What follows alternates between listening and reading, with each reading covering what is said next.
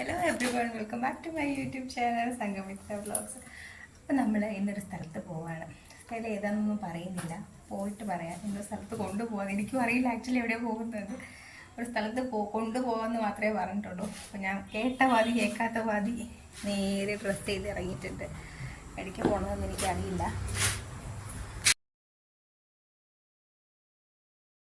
അപ്പോൾ സ്ഥലത്ത് എത്തിയിട്ടുണ്ട്. ഏതാ സ്ഥലമൊന്നും എനിക്കറിയില്ല. എന്തായാലും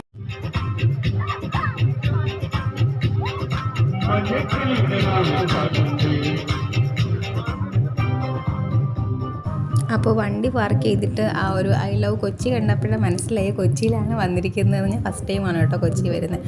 അപ്പോൾ അവിടെ ഒരു കായലിൻ്റെ ഒരു വ്യൂ ഒക്കെ ഉണ്ടായിരുന്നു. രസമാണ്. ഫസ്റ്റ് ടൈമാണ് വരുന്നത് കൊച്ചിയിൽ.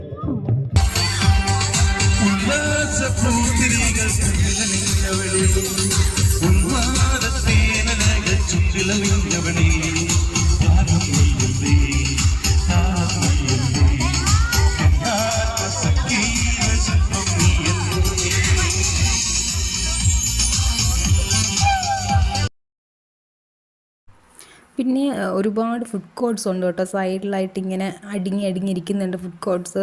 അപ്പോൾ അവിടെ നിന്ന് നമ്മൾ ലൈറ്റായിട്ടേ കഴിച്ചിട്ടുള്ളൂ, കാരണം വീട്ടിൽ നിന്ന് ഫുഡ് ഉണ്ടാക്കിയിട്ട് നേരത്തെ പ്രീ പ്ലാൻ ചെയ്ത് വന്നതല്ല.